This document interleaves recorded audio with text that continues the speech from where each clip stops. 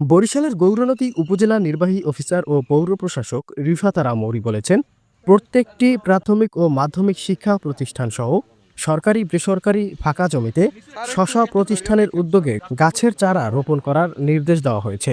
কারণ বৃক্ষ না থাকলে অচিরে জলবায়ুর বিরূপ প্রতিক্রিয়া দেখা যাবে, যার ফলে বৃষ্টিপাত হবে না অথবা অতিবৃষ্টি অনাবৃষ্টির ফলে কৃষিকাজ ব্যাহত হবে, খাদ্যশস্য উৎপাদন হবে না। আর খাদ্যশস্য উৎপাদন না হলে বিদেশ থেকে খাদ্য আমদানি করতে হবে। বৃহস্পতিবার বিকেলে গৌরনদী উপজেলার বিভিন্ন শিক্ষা প্রতিষ্ঠানে অনাবাদি পতিত জমিতে ফলজ বনজ ও ঔষধি গাছের চারা রোপণকালে উপজেলা নির্বাহী অফিসার রিফাত আরা মৌরি আরও বলেছেন, সময় থাকতে আমাদেরকে বৃক্ষরোপণ করে পৃথিবীকে সবুজ করে গড়ে তুলতে হবে।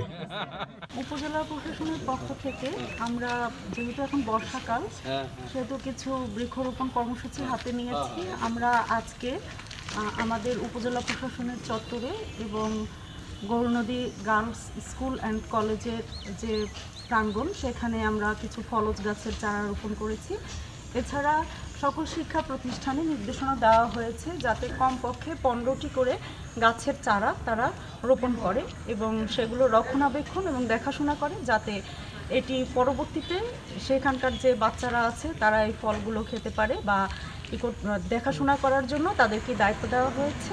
সর্বমোট পরিমাণ বলতে আসলে যতগুলো শিক্ষা প্রতিষ্ঠান আছে, প্রাইমারি এবং মাধ্যমিক যত স্কুল আছে, সবাইকে নির্দেশনা দেওয়া হয়েছে 15টি করে গাছের চারা তারা তাদের নিজস্ব যে প্রাঙ্গণ আছে সেখানে রোপণ করবে।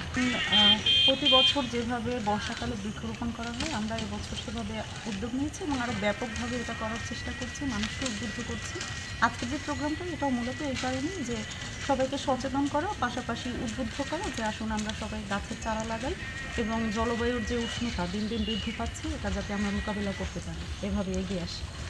গাছের চারা রোপণ কর্মসূচিতে অন্যান্যদের মধ্যে উপজেলা বিআরডিবির চেয়ারম্যান সোহানুর রহমান সোহাগ, উপজেলা ছাত্রদলের আহ্বায়ক মোহাম্মদ রুবেল গোমস্তা সহ বিভিন্ন শিক্ষা প্রতিষ্ঠানের শিক্ষক ও সরকারি দপ্তরের কর্মকর্তারা উপস্থিত ছিলেন। হাসান মাহমুদের প্রতিবেদনে আরিফিন রিয়াদ, স্মার্ট সংবাদ, নিউজ ডেস্ক।